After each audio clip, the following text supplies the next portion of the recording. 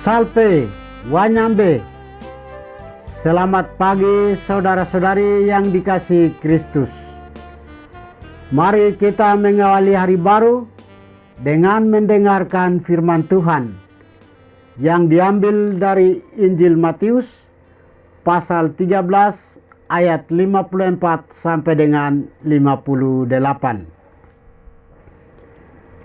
Tuhan bersamamu. Inilah Injil suci menurut Matius.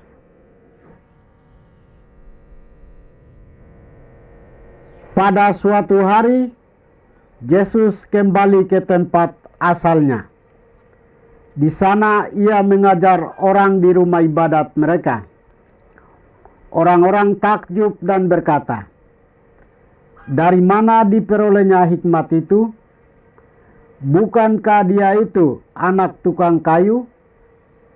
Bukankah ibunya bernama Maria dan saudara-saudaranya Yakobus, Yusuf, Simon, dan Judas? Dari mana diperolehnya semua itu?" Lalu mereka kecewa dan menolak dia. Maka Yesus berkata kepada mereka, "Seorang nabi dihormati di mana-mana, kecuali di tempat asalnya sendiri dan di rumahnya."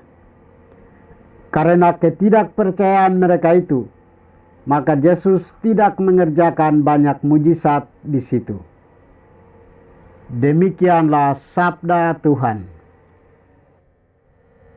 Saudara-saudari yang dikasihi Kristus, tema kita hari ini adalah Kakak Yesus pulang kampung. Dalam bacaan Injil hari ini mengisahkan bahwa Yesus pulang kampung dan ia mengalami penolakan di Nazaret, tempat asalnya itu. Di kampungnya, dia mengajar dengan penuh kuasa dan berwibawa. Banyak orang terkesima mendengarkan pengajarannya. Namun banyak orang pula yang menolaknya.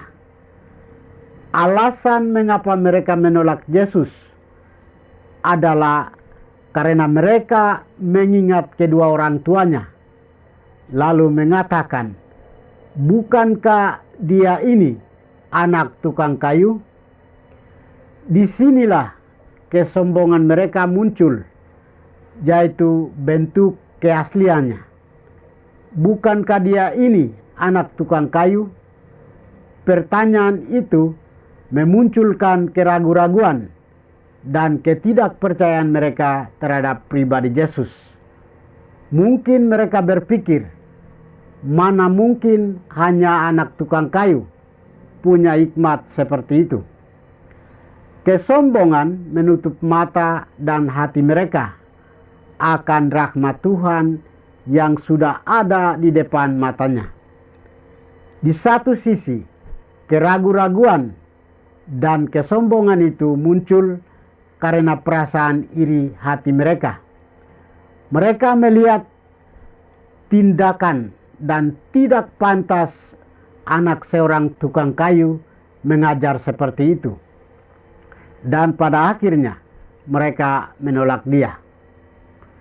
Orang-orang di kampung halamannya lebih mempersoalkan asal-usulnya daripada pesan pembebasan yang ia sampaikan. Mereka pun kecewa dan menolak dia dan pewartaannya. Karena ketidakpercayaan mereka itu, maka tidak banyak terjadi mujizat di situ. Dan Yesus berkata, "Seorang nabi dihormati di mana-mana, kecuali di kampung halamannya dan di rumahnya sendiri." Yesus tidak pernah menuntut penghargaan. Dia tidak pernah mencari kehormatan. Namun, dia mengendaki agar ajarannya dapat diterima dan diikuti. Menerima dan mengikuti ajaran Yesus memang tidak gampang. Apalagi kalau dalam diri kita masih bertumbuh subur benih-benih kesombongan. Kesombongan ini yang membuat kita tidak mau menerima dan mengikuti kabar sukacita itu. Kesombongan membuat kita tidak peka dan menimbulkan rasa iri hati kepada sesama. Namun, Yesus mengajak dan mengendaki agar kita senantiasa waspada dengan kesombongan, sebab kesombongan menjadi gerbang masuknya iri hati, dengki, kebencian, dan akhirnya penolakan. Yesus mengendaki kita untuk melepaskan kesombongan diri dan membiarkan Roh Kudus memperbarui iman kita dan menuntun kita menuju hidup yang lebih baik. Dalam kehidupan kita, ada yang mengasihi Yesus dengan utuh dan ada yang menolak Yesus secara terang-terangan. Ada yang mengasihi Yesus, tetapi hatinya begitu jauh dari Yesus. Dan ada yang menolak Yesus, tetapi tekun mendengarkan firman-Nya. Saudara-saudari, marilah kita membuka hati untuk warta pembebasan dari Tuhan. Hanya dengan demikianlah kita akan mencapai hidup yang penuh damai dan sukacita.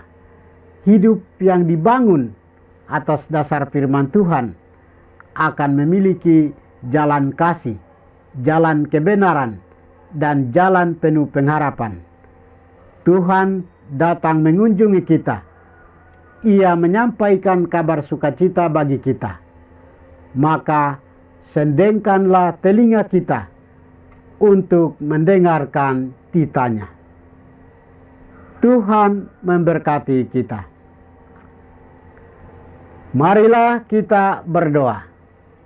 Tuhan, pagi ini kami kembali naikkan puji dan syukur kepadamu.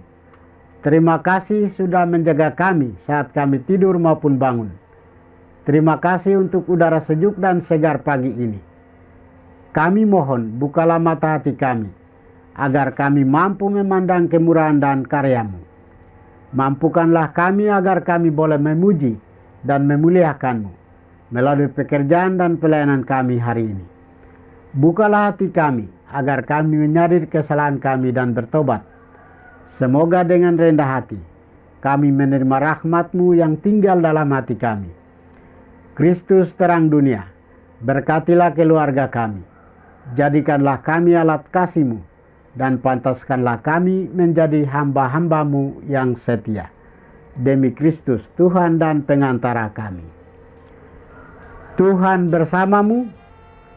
Semoga kita sekalian, orang-orang yang kita kasih dan doakan, seluruh aktivitas kita hari ini dilindungi, dibimbing, dan diberkati oleh berkat Allah yang Maha Kuasa, Bapa dan Putra dan Roh Kudus.